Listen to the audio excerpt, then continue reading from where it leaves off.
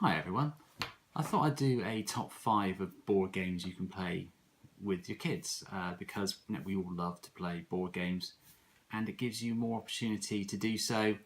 Plus, what better thing to do than indoctrinate your children into board games at a very early age, because it does allow you to buy more games. Because at the end of the day, you can say to your partner, well, I bought that game for little Johnny, and whilst I was at the shop, there were these other bargains which I kind of had to buy as well, just, because. So let's have a quick look at my top 5. If you like to play different games with your children, I'd be really interested to hear, so please add some commentary below. Number 5 is Outfoxed. This is a cooperative game which is, as you can see from the artwork, suitable for younger children from age 5 and up. It's 2 to 4 players. You can play it really quickly, sort of 20 minutes or so. This game is a mixture between Guess Who and Cluedo. What you have to do is identify the fox that has stolen the pie. It's the short version. What the fox is doing is making a run for it across this board along this track that you can see on the back here. If he reaches the end of the track, which is somewhere down here, you lose the game. And in the meantime, you can decide whether to pick up clues or pick up more suspects. So there are 16 suspects within the game, and they're put around the board face down. If you want to turn over a suspect card, that's a certain action. You have to throw dice, these dice here, and get 3 symbols the same within three throws. Or you can move your counter around and try and land on one of these spaces and get a clue. And then that will allow you, this is the Guess Who element, to deduce what card or what fox it is. And you can do that by using this little contraption here. You put the clue into this little contraption, pull out a little slider over here, and there's a little pip in this gap here. It tells you that the person who, or the fox I should say, who stole the pie has a flower. Then you look at all of the cards that have got flowers, and you know that it could be one of those foxes, so you discard the others. Really fun little game, very, very colourful artwork. As I said, it's cooperative, so everybody wins or everyone loses, so that's quite handy for younger children who perhaps don't like losing. Actually, I'm quite old, I don't like losing either. So yeah, really good fun game. Outfoxed. Number 4, Sushi Go. This is a fun little card game for 2 to 5 players, and children can play it from ages 8 and up. And the idea of the game is to score the most points over 3 rounds by collecting collections of sushi, in effect. So there are different points with different types of sushi. So for example, if you're collecting dumplings, if you have 1 dumpling you get 1 point, if you've got 2 you get 3, etc, etc. For this type of sushi you just get 2 points for having it at the end of the round. This one, Maki, there are lots of these cards in circulation, and the person who's got the most at the end of the round gets 6 points, and the person who's second gets 3. So the way that it works is it's almost like a sushi conveyor belt, because each person has a hand, and what they do is they look at the hand, they pick one card that they want to keep, and then they pass it on around in a circle. Everyone passes the hand around, and at the same time they simultaneously turn over their card, and this goes on until there are no more cards left in circulation, and then that round is scored. And then after 3 rounds, the one person with the highest score wins. There are certain mechanics within the game though that sort of change things up. So each round is scored individually, but the one thing that does stay constant is puddings. So at the end of the game, you keep them round to round. The person who's got the most puddings gets 6 points, but the person who's got the least gets -6. There's a card called Chopsticks as well, which is within the pack. If you get that, then you're able to take 2 cards on your turn instead of 1. And there's some other sort of cards like Wasabi, for instance, which is sort of a multiplier in terms of how much you score. Really fun little game. Kids like it, particularly because of the artwork, especially those kids, I guess, who like sushi, who like going to Yo Sushi and that kind of thing. Really good fun. Sushi Go. Number 3, Exploding Kittens. This is quite a famous Kickstarter game. It raised a lot of money on Kickstarter, One thing you have to be careful of is that there are two versions of Exploding Kittens. One, which is this version here, which is acceptable for children, and a not suitable for work edition, which clearly isn't. So this game is playable for 2 to 5 players. Works really well with 2 actually. I play it with my daughter as a 2-player game quite a bit, and ages 7 and up. Very quick to learn, and it takes about 15-20 minutes or so to play. It's basically Russian roulette in card form. The idea is that you have a deck of cards which everyone is drawing from. Within that deck of cards, there's a certain number of exploding kittens. The idea is that you play your cards in such a way that you mitigate your chances of the kitten landing on you, in effect. And there's certain mechanics within the game. For example, if you are the first one to draw a kitten, you're not necessarily out, because there's a certain card in there called a diffuse, which allows you to sort of have a life, in effect. And then you choose where you put that kitten back in the deck. So you can be quite tactical about that. And then other players can try and second guess where you might put the kitten.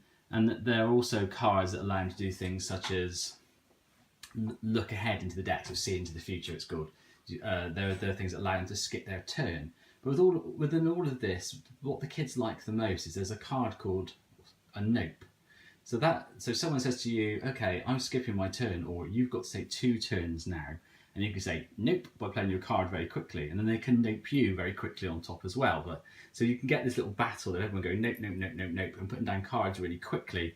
And kids quite like that. I think especially because it's along the lines of basically someone tells you what to do, and you've got a card that says, I'm not doing that. So I think that's why it appeals to kids particularly. Anyway, really fun little game. Plays very quickly. Exploding Kittens. Number 2, Forbidden Island. This game is designed by Matt Leacock, who also designed Pandemic, and it has some similarities with that game in terms of one of the mechanics. It's a game which is about being stuck on a forbidden island, as the title suggests.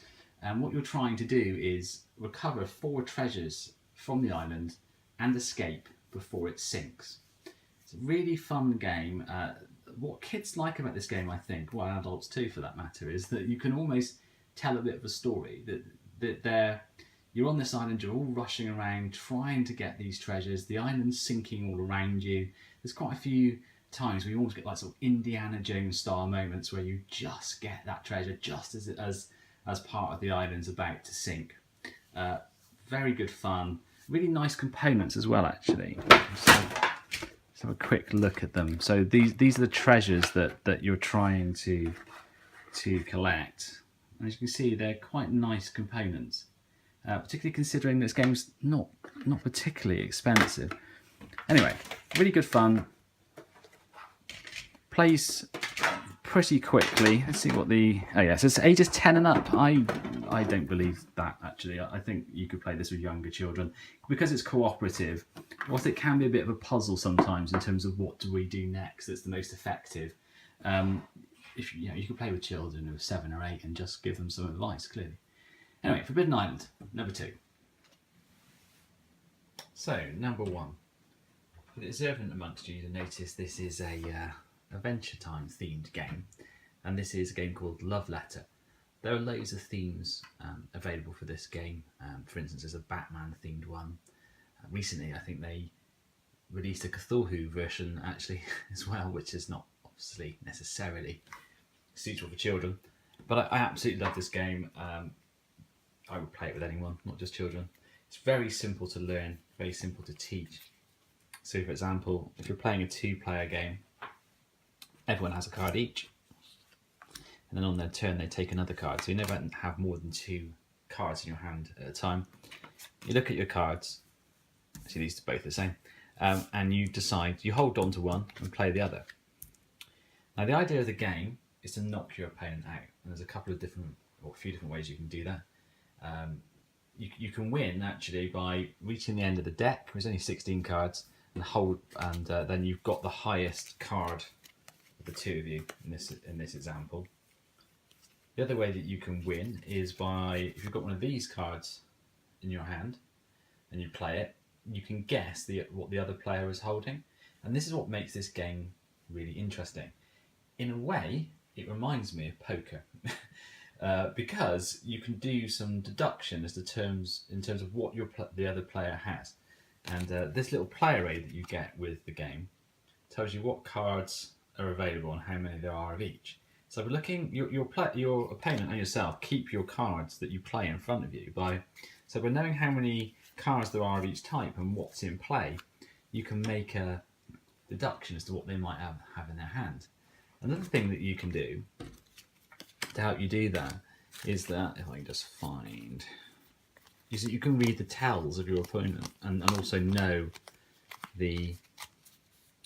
what the cards do. So this is the highest card in the game, the princess. So if you get to the end of the deck and you're holding this card, you can't be beaten. It's the highest value.